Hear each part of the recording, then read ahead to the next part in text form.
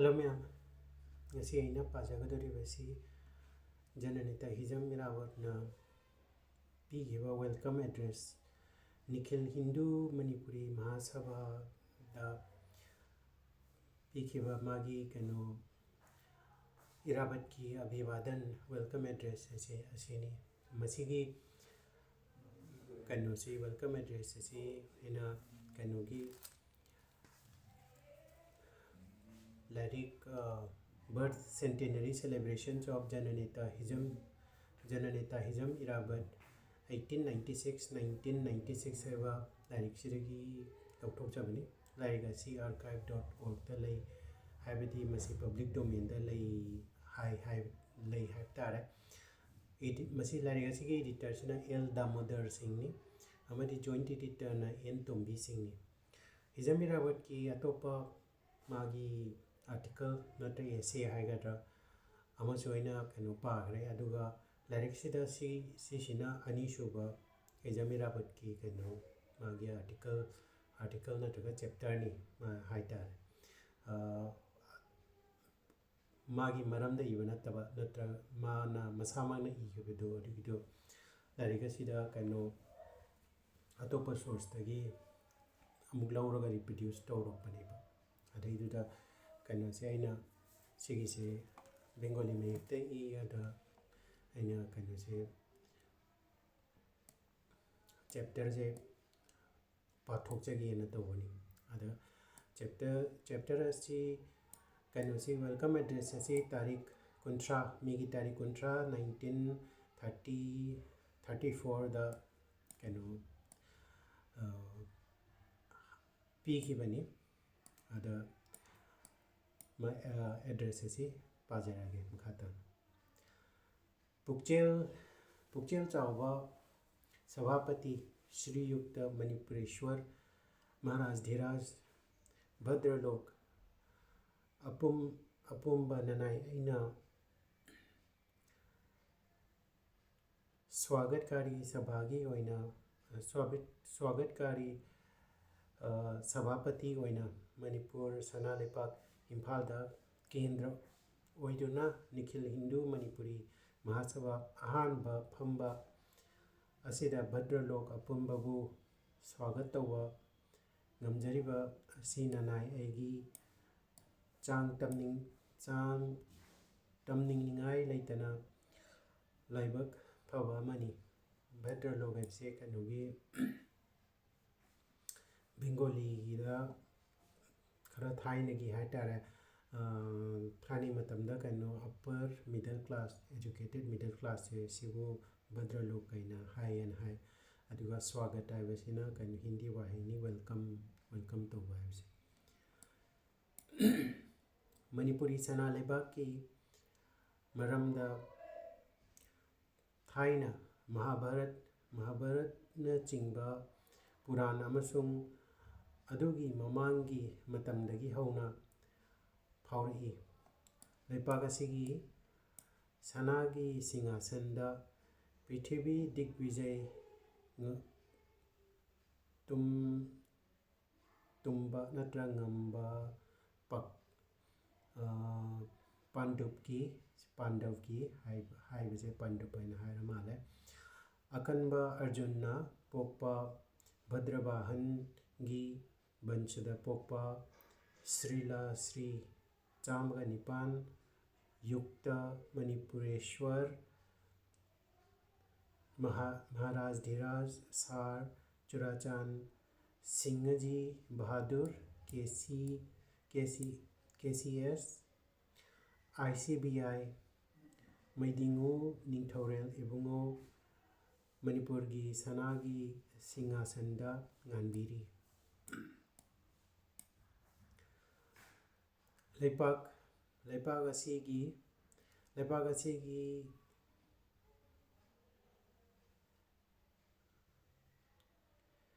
शहर श्री श्री गोविंद जी की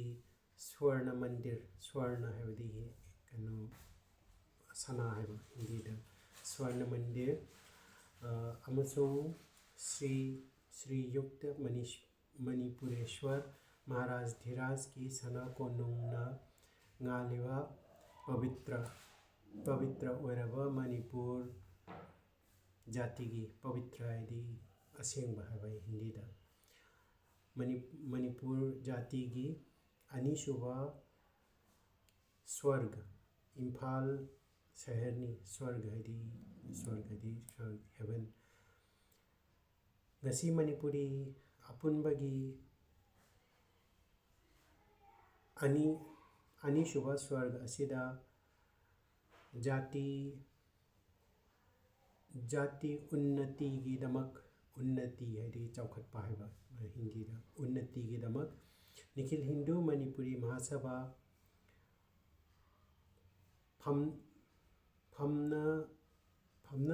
फमनबगी थौरांग असी प्रजापालक श्रीयुक्त मणिपुरेश्वर महाराज धीराज इबुंगो कृपा है चांबीबा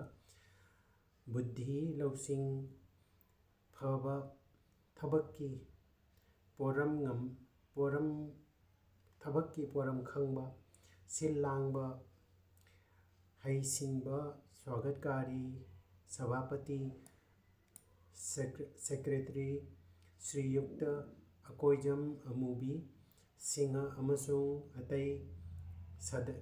सदस्य पुनमकी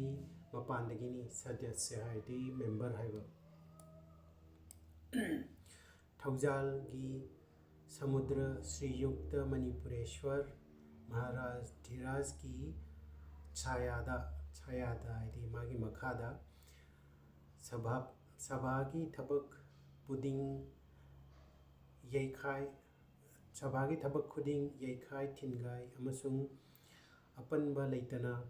पांगथोकपा श्री गोविंद जी उना कृपा तौबीबा असितनी आशा तौजरीबा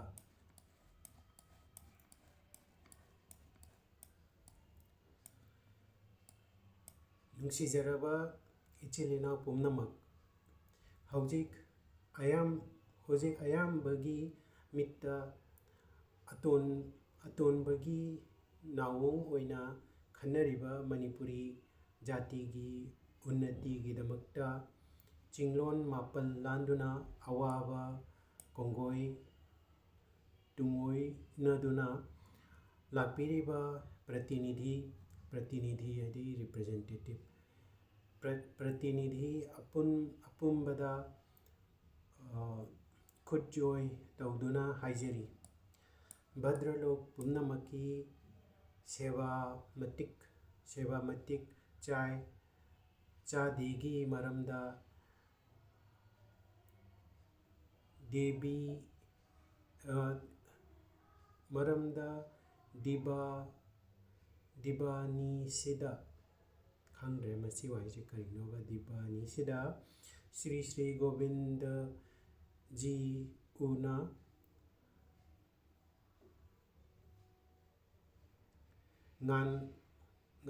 nganthoiriba Manipuri apumbagi pavitra asengba Mahatirtha amasung मातृभूमि यदि कनो इमालेबाक हाइबा मातृभूमि लाकपनी खनबीदुना भद्रलोक पुमनमकी अचौबा पुक्चेंदा नुंगाइबा अपेनबगी वाखलता लोबीगनी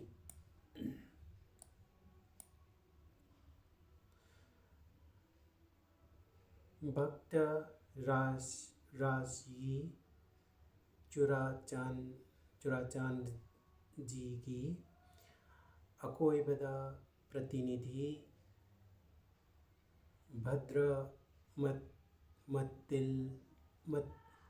भद्रमत्तुलिना थौगल तौरिबा निंथिजरबा गुण लैरबा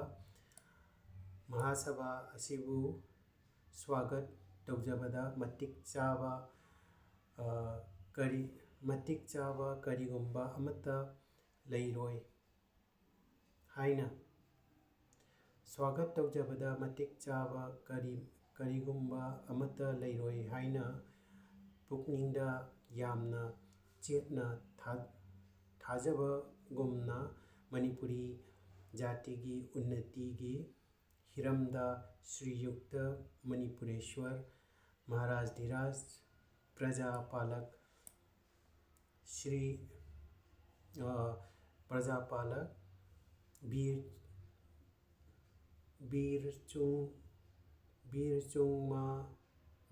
बीरचुंगमानीगी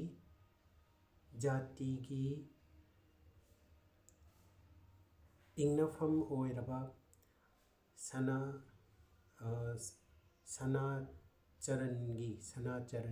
कनो सनागी ओइरबा खोंग हाइबा तारे सनाचरण की मरुमदा चंगजरुना मणिपुरी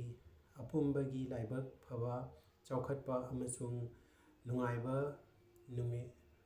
नुमित्सु थुना थोलकनी हाइना चेतना थाजनजरी इचिल इनाउ पुनमक ngasi tilliba gun leiraba महासभा असी मणिपुरदगी प्रतिनिधित्व फमदुना तिनबा महासभा नते हाबदी कनो मणिपुरदंगी रिप्रेजेंटेटिव फमगा कनो तौबा कनो सभा नते मीटिंग नते हाबने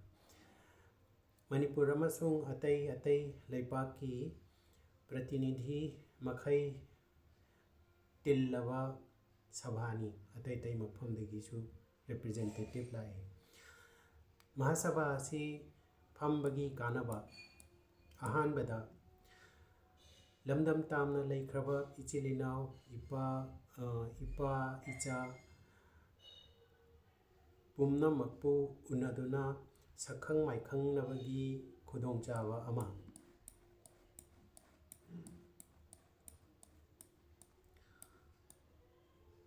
अनीसुबदा अमगा बुद्धि लौसिंग होदोकनबगी खुदोंचाबा अमा अहुमसुबदा अमगा नुंसिनबगी वाखलना पुन्नदुना जाति की पांगल हेंगतपा अमा मरीसुबदा समलपना जाति की उन्नति की दमकता होटनबदा खुदोंचाबा थोई असिगुम्बा जाति की चौखटनबगी मरम ओइना महासभा असिगी सभापति आसनदा लेंसिंबिदुना मणिपुरी अपुंबबु अंगानबगी लंबीदा लमजिंगबीरिबा महामहिम मणिपुरेश्वर महाराज धीराज अमसुंग प्रतिनिधि पुमनमपु स्वागतकारी सभागी ओइना ननाई आइना हन्ना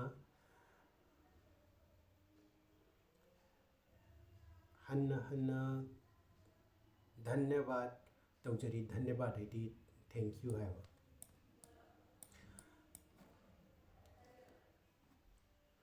सिदा टॉपिक अमम पल्ले शिक्षा है कनो लाइक लाइसु एजुकेशन है शिक्षा